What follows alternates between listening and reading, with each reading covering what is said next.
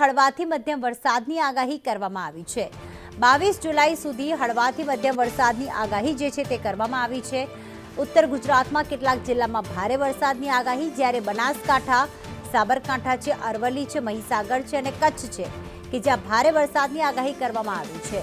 જ્યારે ખેડા, આણંદ, પંચમહાલ છે, વડોદરા છે, દાહોદ છે કે જ્યાં હળવા વરસાદની આગાહી કરવામાં આવી। આ ઉપરાંત સુરત, વલસાડ, નવસારીમાં પણ હળવો વરસાદ રહેશે। તાપી, દાદરાનગર હવેલીમાં તથા અમદાવાદમાં હળવાથી મધ્યમ વરસાદની આગાહી કરવામાં આવી છે। આ 5 જિલ્લા એવા ઉત્તર ગુજરાતના કે જ્યાં ભારે વરસાદની શક્યતા વ્યક્ત કરવામાં આવી છે। બનાસકાંઠા છે, સાબરકાંઠા છે, અરવલ્લી છે કે જ્યાં ભારે વરસાદ રહેશે। આ ઉપરાંત ઉત્તર ગુજરાતમાં આગાહીના પગલે ગઈકાલથી જ મહેસાણાના ખેરાલુમાં તો વરસાદની શરૂઆત થઈ ચૂકી હતી અને 22 જુલાઈ સુધી આ સિસ્ટમ કાર્યરત રહેશે। ઉત્તર ગુજરાતમાં કેટલાક જિલ્લાઓમાં ભારે વરસાદની આગાહી અને બાકીના તમામ વિસ્તારમાં યલો એલર્ટ રહેશે, એટલે કે હળવાથી મધ્યમ વરસાદ રહેશે। સાથે કચ્છમાં પણ આજરોજ ભારે વરસાદની આગાહી કરવામાં આવી છે।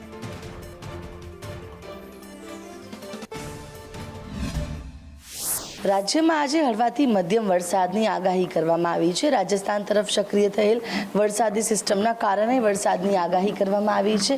વિંડીના માધ્યમથી જોઈશું કે કયા પ્રકારની પરિસ્થિતિ છે।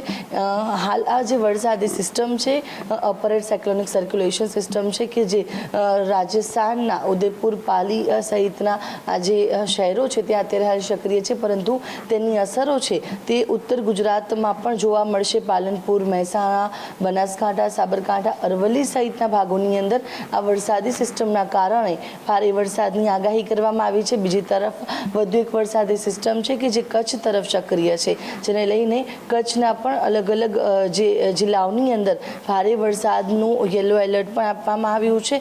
આજે બંને વરસાદી સિસ્ટમની સૌથી વધુ અસર જે છે તે કચ્છ અને ઉત્તર ગુજરાતમાં જોવા મળશે। સાથે જ અમદાવાદ, ગાંધીનગરમાં પણ ગાજવીજ સાથે હળવાથી મધ્યમ વરસાદની આગાહી કરવામાં આવી છે। સુરત, વલસાડ, નવસારી, તાપી, ડાંગ, દમણ, દાદરાનગર હવેલી સહિતના ભાગોની અંદર પણ જે હળવા વરસાદની આગાહી કરવામાં આવી છે। વડોદરા, છોટાઉદેપુર, પંચમહાલ સહિતના ભાગો જે છે, દાહોદ, મહીસાગર, ત્યાં હળવા વરસાદની આગાહી કરાઈ છે। બીજી તરફ સૌરાષ્ટ્રમાં પણ હળવો વરસાદ પડી શકે છે। આજે વરસાદી સિસ્ટમ હાલ રાજસ્થાન તરફ સક્રિય છે, તેના કારણે ઉત્તર ગુજરાતમાં ભારે વરસાદનું યલો એલર્ટ પણ આપવામાં આવ્યું છે, એટલે કે રાજ્યમાં સાર્વત્રિક વરસાદ રહી શકે છે, જેમાં હળવાથી મધ્યમ વરસાદની આગાહી કરવામાં આવી છે, જ્યારે ઉત્તર ગુજરાતના કેટલાક જિલ્લાઓની અંદર ભારે વરસાદનું એલર્ટ પણ આપવામાં આવ્યું છે।